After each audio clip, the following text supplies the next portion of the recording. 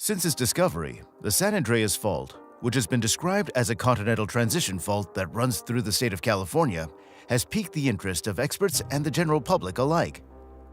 The rift marks the upper boundary of the Pacific Plate, which is currently moving northward at a rate of around 2 inches per year in relation to the North American Plate. About 1,300 kilometers in length, this ridge forms the boundary between the Pacific and North American plates. Since this suggests that the fault hasn't been moving for a while and that a big earthquake is due, the seismic alert levels have been raised. The San Andreas Fault is a slip strike fault, whereby the two tectonic plates slide past one another in opposite directions. Two plates are moving relative to one another along a fault line, causing this motion. The potential for widespread severe earthquakes makes this type of fault particularly dangerous. The San Andreas Fault has caused numerous destructive earthquakes throughout history. One of the earliest known tremors along the line was a 7.9 magnitude Fort Tejon earthquake in 1857. The earthquake of January 9, 1857 was felt from San Francisco to San Diego and even further south. More than 300 people were killed and many more were injured as a result of the earthquake, which also caused significant damage to infrastructure and buildings worldwide. The 1906 San Francisco earthquake was also notable since it happened close to the San Andreas Fault. San Francisco and the surrounding area were devastated by an earthquake on April 18, 1906. The earthquake and subsequent fires claimed the lives of almost 3,000 people. The San Andreas Fault has been the site of numerous lesser earthquakes in the decades after the devastating 1906 event. The Loma Prieta earthquake, which occurred in 1989 and had a magnitude of 6.9, killed 63 people and caused billions of dollars worth of damage in the San Francisco Bay Area. The 1994 Northward earthquake, with a magnitude of 6.7, caused 57 deaths and extensive damage to buildings and roads in the Los Angeles area. Don't let the magnitude fool you. The San Andreas Fault is capable of producing earthquakes much larger than those in recent history. Scientists estimate a 7% possibility that earthquakes of magnitude 8 or higher will be triggered by the crack during the next 30 years. In order to properly prepare for the next major earthquake, researchers and emergency management professionals are constantly attempting to increase their understanding of the San Andreas Fault's behavior. Despite the high levels of seismic activity, geologists predict that a major earthquake will occur along the fault at some point. When this will happen is the burning question, though. According to the Geological Survey, the Bay Area has a 70% chance of experiencing an earthquake of magnitude 6.7 or higher during the next 30 years. A devastating earthquake on the San Andreas Fault might cause aftershocks that are felt across the whole state. It's crucial to remember the potential devastation a major San Andreas Fault earthquake might bring, which hypothetically might result in over 1,800 deaths and over 50,000 injuries from a large earthquake in California, according to a study published by the National Institute of Building Sciences. According to the findings, the epicenter of the earthquake would probably be along the San Andreas Fault. Furthermore, it demonstrates that there's a greater risk of damage to infrastructure like water supply, communication systems, and transportation from a major earthquake than was previously believed. It's possible that an earthquake occurring on or near the San Andreas Fault might be one of the greatest and deadliest in human history. The San Andreas Fault is a massive barrier between two tectonic plates and has the ability to cause earthquakes of unprecedented strength. Although the last major earthquake along the San Andreas Fault occurred more than 300 years ago, there is a widespread belief that another devastating earthquake is imminent along the fault. The likelihood of a 7.0 or greater earthquake along the San Andreas Fault during the next 30 years is 75%, according to the U.S. Geological Survey. The damage would be severe in Southern California if an earthquake of magnitude 9 or higher struck. The magnitude of the earthquake, its epicenter, and the time of day are all crucial in determining the magnitude and severity of the damage caused by an earthquake on the San Andreas Fault. Geological factors are simply one of the many potential confounding variables.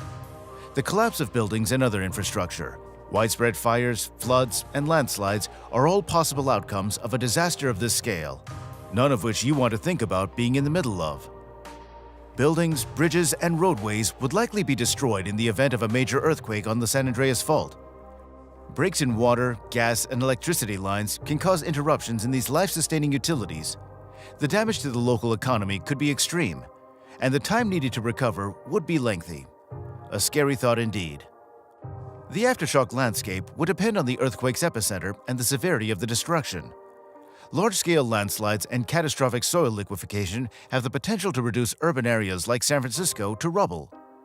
The landscape is always changing, and that might mean dramatic growth or shrinkage in some areas. Your favorite hangouts could be no more in a matter of minutes.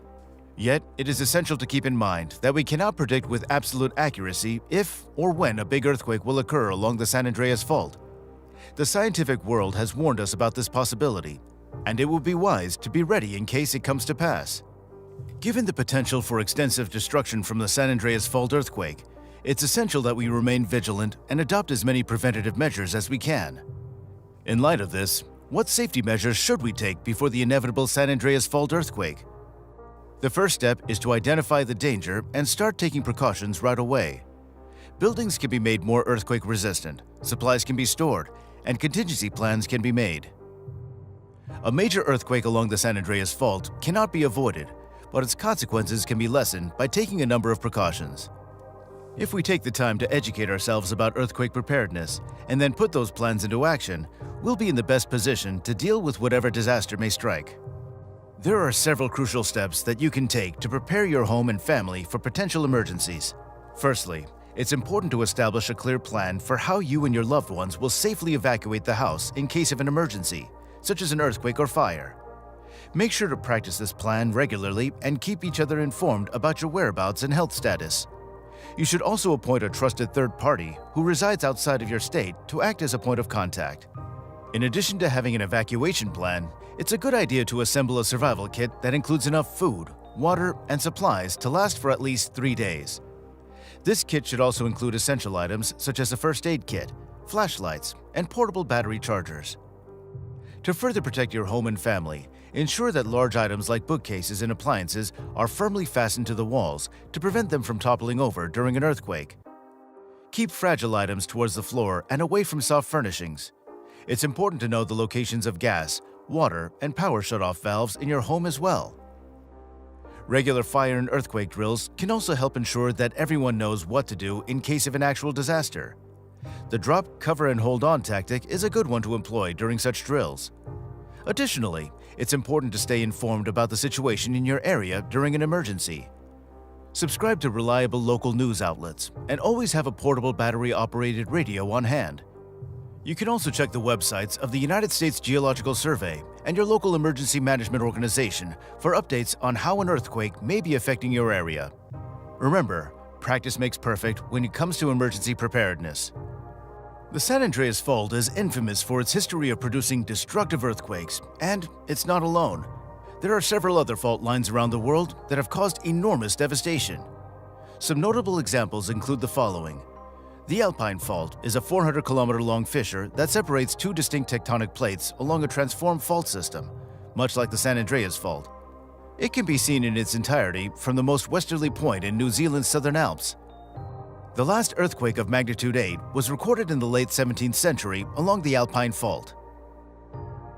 The Cascadia Subduction Zone, located off the Pacific Northwest coast, is another notable fault line. The Juan de Fuca Plate and the North American Plate are separated by this line. Historically, this fault has been involved with a number of earthquakes, the most recent of which occurred around the year 1700 and measured 8.9 to 9.2 on the Richter scale. Recent earthquakes, such as the 7.8 magnitude earthquake that struck Turkey on February 6, 2023, are further reminders of the dangers posed by fault lines. A 7.5 magnitude aftershock occurred 9 hours later, both on the East Anatolian Fault Zone. Both tremors occurred at around the same local time. The North Anatolian Fault Zones have also been the site of other devastating earthquakes, including one in 1999 that occurred roughly 60 miles from Istanbul and claimed the lives of around 17,000 people. These examples highlight the potential for enormous destruction that earthquakes along the fault lines can produce.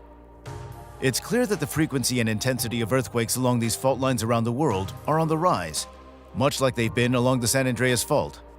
We may not be able to control when or where an earthquake occurs, but we can still do our best to protect ourselves from harm by being aware of the risks and taking precautions.